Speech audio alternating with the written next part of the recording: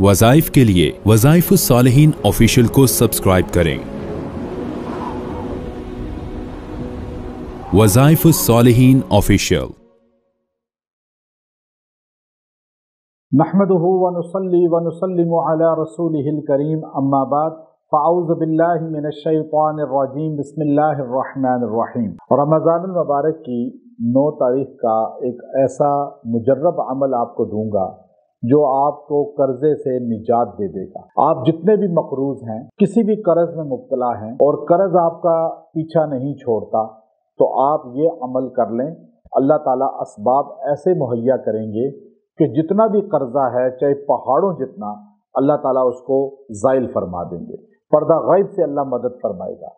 और कर्ज एक ऐसी चीज़ है जो शहीद को भी माफ़ नहीं होती। एक सहाबी आए बारगाह रिसालत में और अर्ज़ करने लगे, या रसूल अल्लाह सल्लल्लाहु अलैहि वसल्लम, मैं अगर राह खुदा में आपके साथ लड़ते लड़ते शहीद हो जाऊं तो क्या मुझे जन्नत मिलेगी? आपने फरमाया, हाँ, तो सीधा जन्नत में चला जाएगा। जब वो सहाबी वापस गए तो आप सल्लल्लाहु अलैहि वसल्लम ने उनको आवाज़ दे के बुलवाया।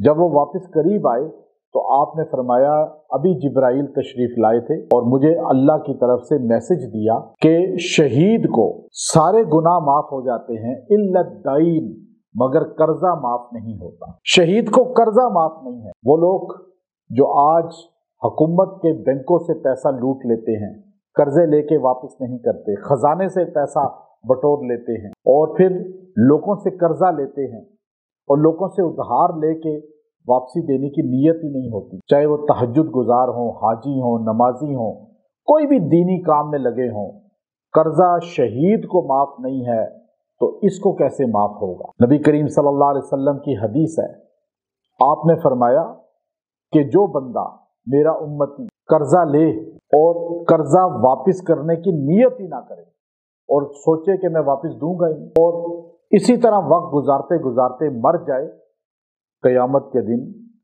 अल्लाह रब्बुल इज़्ज़त के यहाँ वो पकड़ में आ जाए, कोई अमल उसका निजात का जरिया नहीं बन सकेगा। लेकिन जो बंदा मेरा उम्मती कर्जा ले और वापस देने की नीयत रखे लेकिन उसे जिंदगी वफा ना करे और मर जाए, मैं क़यामत के दिन उसका पैगंबर, उसका नबी अपनी जेब से उसका कर्जा अदा करूंगा। अब आप सोचिए, यहाँ इतनी बड़ी तादाद है जो कर्जे लेकर वापस नहीं करती और नीयत यही होती है कि वापस नहीं देना, और धनधनाते फिरते हैं और नमाज भी पढ़ रहे हैं, दीन की बातें भी कर रहे होते हैं और अपने आप को मुसलमान भी समझ रहे हैं। क़यामत के दिन सख्त गिरफ्त में आ जाए। अब कर्जा आप पर है, आप खौफ रखें कि कहीं मर ना जाऊं, तो ये कर्जा पहले उतार दूं मैं। अब ये आपने नीयत की और फिर वजीफा ये पढ़ा, रमज़ान के बाबरकत लम्हात हैं और 8 रमज़ान को मक्का फतह हुआ था और आप देखिए मैं 9 रमज़ान का आपको वजीफा दे रहा हूँ। ये फतह मक्का का दिन है 8 रमज़ान, उसके साथ ये मुंसलिक है अय्याम। आपने ये चीज़ सामने रखकर आपने ये दुआ करनी है, ये वजीफा पढ़ना है, अल्लाहु लतीफ़ुम बिइबादिही यर्ज़ुक़ु मन यशा व हुवल क़वियुल अज़ीज़। आपने ये आयत करीमा 111 बार पढ़नी है और पढ़कर दुआ करनी है। इस रमज़ान की बरकत से अल्लाह ताला आपको रिज़्क़ की वुसअत देगा, अल्लाह ताला आपको जो है कर्जे से निजात देगा। कितना भी कर्जा है, आप बच्चों को कहें, औरतों को कहें, सबको कहें कि आज का दिन पढ़ो, हमसे कर्जा उतर जाए।